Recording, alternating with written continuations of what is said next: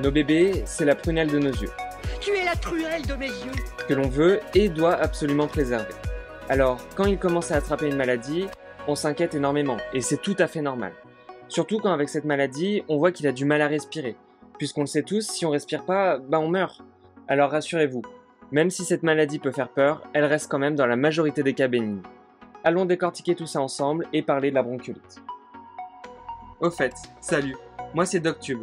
Si vous êtes intéressé par les pathologies et le fonctionnement du corps humain face à ces maladies, ainsi que la façon dont on les soigne, vous êtes au bon endroit. Alors si la vidéo vous plaît, likez, abonnez-vous, activez la cloche, et on continue. Alors déjà, la bronchiolite, qu'est-ce que c'est? C'est une inflammation de la muqueuse respiratoire due à différents virus comme le VRS. C'est le virus principal, mais il y en a d'autres qui peuvent aussi en être à l'origine. Ils entraînent une inflammation des bronchioles dans les poumons. Petit cours d'anatomie rapide, quand on respire, l'air passe par le nez et ou par la bouche, puis dans la trachée, puis dans les bronches principales de chaque poumon. Ces bronches vont se subdiviser de nombreuses fois jusqu'à donner des bronchioles. Et enfin, l'air finit sa course dans les alvéoles qui vont recevoir l'oxygène qui est vital. Et c'est à partir de ces alvéoles que cet oxygène va passer dans le sang pour atteindre tous nos organes. Ce qu'il faut retenir, c'est que les bronchioles ce sont des sacs qui contiennent plein d'alvéoles. Donc cette inflammation va boucher une partie de ces bronchioles, ce qui est embêtant puisque l'air va passer plus difficilement dans les alvéoles. En plus, on va avoir une augmentation de la production de sécrétions au niveau de ces bronchioles, qui vont encore plus gêner la respiration puisqu'elles vont stagner et boucher un peu plus ces bronchioles. Qui dit virus dit que ça vient de l'extérieur, de l'environnement. Il est principalement actif pendant l'automne et l'hiver et il va essentiellement contaminer les nourrissons de moins de 2 ans. Il faut savoir qu'en France, 30% des nourrissons vont attraper une bronchiolite et que 100% des enfants sont tous les ans mis en contact avec le VRS. C'est donc une maladie qui est très contagieuse. Elle se transmet soit de manière directe, de personne à personne, d'enfant à enfant, lorsqu'ils toussent, postillonnent avec des bisous, etc. Mais également de manière indirecte, avec un jouet ou un objet sur lequel on a postillonné ou bavé pour les enfants. Ça peut également passer par l'alimentation. Attention, par contre, ce n'est pas parce qu'un adulte n'est pas malade qu'il n'est pas porteur du virus.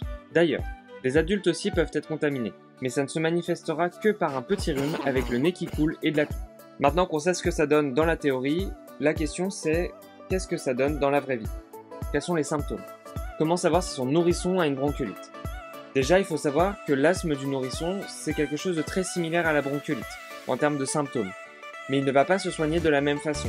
C'est au médecin traitant ou au pédiatre de déterminer si c'est une bronchiolite ou un asthme. Il y a 2 ou 3 formes de bronchiolite, ça dépend des différents professionnels de santé qui ont été interrogés et des différentes revues.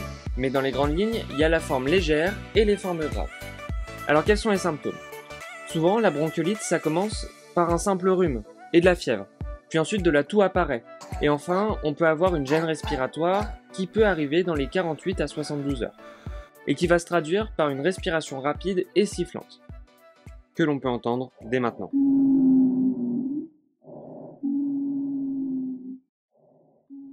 L'enfant peut également avoir du mal à dormir et à manger, mais ça reste raisonnable. Il ne va pas diminuer ses rations de moitié. À ce stade des symptômes, on reste dans la forme légère, qui est la forme la plus commune. Ensuite, si le nourrisson mange beaucoup moins, c'est-à-dire moins de 50% de son alimentation normale, ou s'il refuse de manger. S'il y a des signes de lutte ou de tirage respiratoire, c'est-à-dire que l'espace entre ses côtes se creuse, comme on peut le voir à l'écran. En fait, ce tirage, ça correspond au fait que l'enfant va utiliser tous ses muscles de son thorax pour essayer de respirer mieux. Ensuite, si on continue sur les symptômes, s'il fait de l'apnée, lorsque ses lèvres ou l'extrémité de ses membres, par exemple ses doigts, deviennent bleus, qu'il commence également à somnoler ou à trop dormir anormalement, à faire des malaises et à vomir, et ben là, on va être dans les formes beaucoup plus graves de la maladie. Donc maintenant, on peut se demander comment réagir face à ces symptômes. En fonction des différentes formes de bronchiolite, il va falloir réagir différemment. Pour la forme légère, qui est la plus commune, même si les symptômes sont impressionnants, il faut souffler un peu. Prenez rendez-vous avec le médecin traitant et l'enfant devrait être guéri en 8 à 10 jours. Mais attention, il risque d'avoir de la toux résiduelle pendant plusieurs semaines après la fin du traitement. Pour les formes graves, par contre, il va falloir appeler immédiatement le SAMU au 15. D'ailleurs, vaut mieux appeler le SAMU plutôt que d'emmener son enfant soi-même aux urgences, puisque le SAMU permettra de trier les différents besoins de soins dont aura besoin l'enfant pour aller mieux et pourra l'administrer directement pendant le trajet jusqu'aux urgences.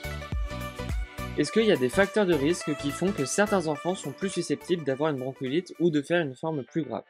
En réalité, il y a même deux critères. Il y a les critères qui sont liés à l'enfant et les critères qui sont liés à l'environnement, qui font que l'enfant a plus de risques d'avoir une forme grave, ou en tout cas d'attraper la bronchiolite.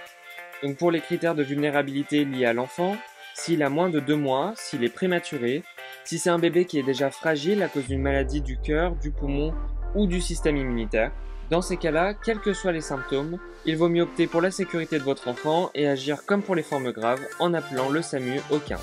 En fait, ces enfants, comme ils sont plus instables que les autres, on ne sait pas comment ils vont évoluer dans la maladie. Ensuite, on peut avoir des facteurs de risque environnementaux. Les enfants, ils seront également à risque si la maman a fumé pendant la grossesse, s'il est né en automne ou en hiver puisqu'il aura moins de 2 mois pendant la période à risque, s'il n'a pas d'allaitement maternel, s'il y a du tabagisme passif, c'est-à-dire si l'un des deux parents ou les deux fument à côté de lui ou en tout cas dans la même pièce que lui. Bon alors maintenant qu'on sait que notre enfant a la bronchiolite, comment le soigner? Il va y avoir différentes prises en charge qui vont être appliquées en fonction de la gravité de la forme qui est présente. Pour la forme légère, on va proposer une DRP, c'est-à-dire un lavage du nez par sérum physiologique, au moins 6 fois par jour. Dites-vous que les bébés, eux, ne peuvent pas se moucher. Donc ce lavage de nez, c'est comme un mouchoir pour eux. Donc faites-le bien plusieurs fois par jour. Vous imaginez, vous mouchez qu'une seule fois dans la journée si vous êtes malade, surtout si ça coule beaucoup. Il faut également bien aérer les pièces pour renouveler l'air. Fractionner les repas, le faire manger en plus petite quantité, mais plus souvent. Lui donner régulièrement de l'eau pour éviter la déshydratation et ne surtout pas fumer à côté de lui. Et bien faire dormir sur le dos. Pour les formes graves, aux urgences, on va également le mettre sous oxygène, pour compenser le manque d'oxygène, voire même aller jusqu'à l'intubation. C'est-à-dire qu'on va mettre un tuyau dans ses poumons, qu'on fait passer par la bouche, et qui va envoyer de l'oxygène directement dans les poumons, comme on peut voir à l'image. C'est une méthode qu'on ne va utiliser que sur les bébés qui ne parviennent plus à respirer du tout. Jusqu'à présent, on a vu quels sont les symptômes et qu'est-ce qu'il faut faire si jamais son enfant a la bronchiolite. Et maintenant, comment faire en sorte que son enfant n'attrape pas la bronchiolite? Déjà, il va falloir adopter les bons gestes. Dans les périodes d'épidémie de bronchiolite, pour limiter les risques, il y a des méthodes à adopter. Déjà, éviter l'échange de biberons entre les enfants. Limiter les lieux publics fermés comme les transports en commun et les centres commerciaux. Laver régulièrement les jouets de son enfant, se laver les mains pendant plus de 30 secondes, bien aérer les pièces et ne surtout pas fumer à côté de son enfant encore une fois. Si l'adulte a de la fièvre ou un rhume en présence de nourrisson, il vaut mieux se couvrir la bouche quand on tousse. Éviter de l'embrasser et également porter un masque, puisqu'on l'a vu, la bronchiolite chez l'adulte, ça ne s'exprime que par un rhume et de la toux. Si vous êtes inquiet pour votre enfant, vous pouvez parler avec votre médecin traitant de traitements préventifs. Ces traitements, en fait, ça va être comme un vaccin qu'on va injecter dans l'enfant et qui va permettre de l'aider à combattre le virus. C'est un traitement qui est souvent proposé en maternité pour les enfants qui sont nés après le 16 septembre, mais il est également possible qu'il soit administré par un médecin traitant ou par une sage-femme sur demande des parents, en discussion avec eux, évidemment, pour les enfants plus âgés. Concernant la bronchiolite, il y a peu d'effets secondaires à long terme. Cependant, il faut noter que dans les cas de bronchiolite grave, le nourrisson aura plus tard plus de chances de développer des maladies pulmonaires à l'âge adulte. Et pour les formes légères, l'enfant peut tousser également pendant quelques semaines après avoir traité la maladie, comme on l'a déjà vu. Pour conclure, la bronchiolite c'est une infection due à un virus qui va gêner la respiration. Elle agit principalement chez le nourrisson de moins de 2 ans et de nombreux symptômes permettent de la diagnostiquer avec des formes plus ou moins graves. En fonction des différents symptômes, il y a différentes actions à avoir. Soit appeler son médecin traitant, soit appeler le SAMU au 15. Il est conseillé de ne pas aller aux urgences par ses propres moyens, mais bien d'appeler le 15. De base, c'est une maladie qui évolue bien. L'enfant guérit en 8 à 10 jours et les cas d'hospitalisation sont encore une fois très rares. Si vous êtes inquiet, discutez-en avec votre médecin.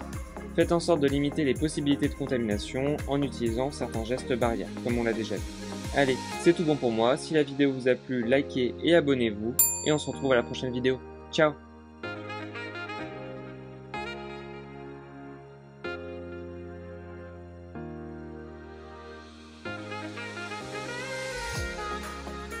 Allez, viens me faire un gros câlin.